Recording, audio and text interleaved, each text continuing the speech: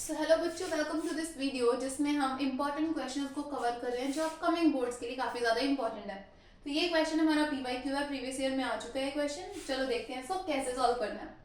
Draw magnetic field lines around the current carrying straight conductor. Okay, so we'll read the second half of the question little later, but पहले हम magnetic field lines को draw करेंगे around the current carrying straight conductor. Current carrying straight conductor भी important है, current carrying loop भी important है। ठीक है, दोनों को ड्रॉ करना आपको आना चाहिए। तो हम क्या करेंगे, एक वायर लेंगे, उसको हम कार्डबोर्ड में से इंसर्ट करवाएंगे। कार्डबोर्ड में एक होल करके एक वायर को उसमें से पास करवाएंगे लाइक दिस। ओके, फिर इस वायर को आगे हम रियोस्टेट के साथ कनेक्ट करवाएंगे जो वेरिएबल रेजिस्टेंस देगा। रेजिस्टेंस को वेरी करके हम करंट की वैल्यू को चेंज करवाएंगे वायर से। उसके बाद हम इसको आगे बैटरी से अटैच करवाएंगे और आगे की लगाएंगे। जैसे कि आप सबको पता है कि current positive to negative flow करता है, तो इस वायर में से करंट इस डायरेक्शन में फ्लो करेगा, positive to negative like this. और इस एक्सपेरिमेंट में हम क्या करेंगे, कार्डबोर्ड के ऊपर आयरन फिलिंग्स को स्प्रिंकल करेंगे और आयरन फिलिंग्स जब हम करंट को पास करवाएंगे वायर से, आयरन फिलिंग्स एक पर्टिकुलर अरेंजमेंट में अपने आप को, पर्टिकुलर डायरेक्शन में अपने आप को अरेंज कर लेंगी जब हम कार्डबोर्ड को टैप करेंगे। टैप करने पे ही क्यों अरेंज करती है, क्योंकि इनर्शिया की वजह से आयरन फिलिंग्स को अपनी जगह पर रहती है, इसलिए इसको थोड़ा सा टैप करना पड़ता है। तो magnetic field lines, iron filings अपने आप को इस डायरेक्शन में अरेंज कर लेंगे in the form of concentric circles. Now what are concentric circles? Concentric circles means जिनका सेंटर सेम होता है, सभी सर्कल्स का एक ही सेंटर है। सो ये हमारे कंसेंट्रिक सर्कल्स की फॉर्म में मैग्नेटिक फील्ड लाइंस बनती हैं around the current carrying straight conductor. अब हमें इसकी डायरेक्शन भी पता होनी चाहिए, तो उसके लिए हम Maxwell's right hand thumb rule use करेंगे। Maxwell's right hand thumb rule. जरूरी नहीं कि यही क्वेश्चन बन के आए। क्यों मैं आपको ये सब कुछ बता रही हूँ, बिकॉज क्वेश्चन किसी भी वे में मोल्ड होके आ सकता है। तो अब हम देखेंगे कि मैग्नेटिक फील्ड की डायरेक्शन क्या होगी। उसके लिए assume that this is a wire और इसमें करंट ऊपर की तरफ जा रहा है, तो राइट हैंड का थंब जो होगा हमारा करंट की डायरेक्शन में जाएगा like this.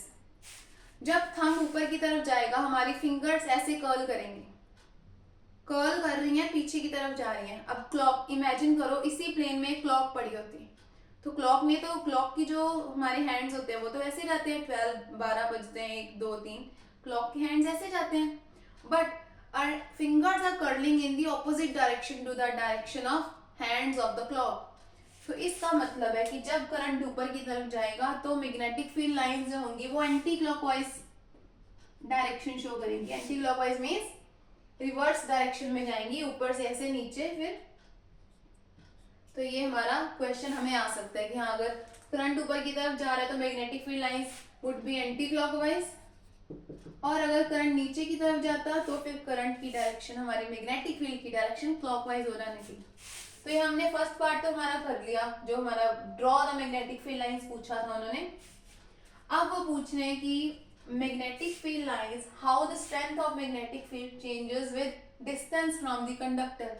They are saying कि ये जो कंडक्टर है, ये जो वायर है, इससे जितना दूर दूर जाते रहोगे तो मैग्नेटिक फील्ड कैसे चेंज करेगी। ये तो हम सबको ही पता ही है कि जैसे जैसे आप magnet leave this wire for a while, अगर आप मैग्नेट से भी दूर जाते जाओगे तो मैग्नेटिक फील्ड कम होती जाएगी। इन द सेम वे अगर आप वायर से भी दूर जाते जाओगे तो बड़े बड़े सर्कल्स बनेंगे मैग्नेटिक फील्ड के और मैग्नेटिक फील्ड कम होती जाएगी। That means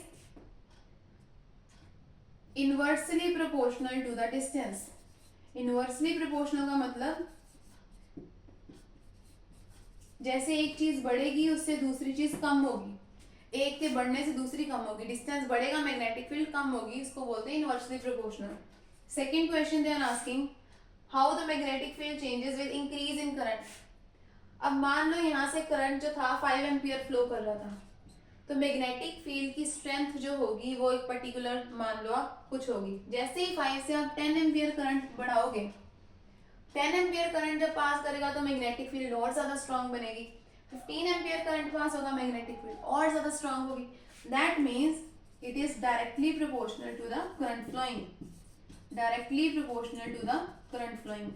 As you will increase the value of current passing through the conductor, the strength of magnetic field will also increase.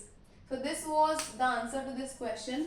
Diagram आपको अच्छे से बनाना आना चाहिए, उसके बाद ये पॉइंट्स आपको जरूर इनके आंसर प्रॉपरली लिखने हैं, ठीक है। और इस फॉर्मेट में ही क्वेश्चन बोर्ड में भी आएगा, पार्ट्स की फॉर्म में। So I hope you understood this concept. अगर कोई ऐसा क्वेश्चन है जिसका आप आंसर चाहते हो, let us know in the comment section below. Thank you.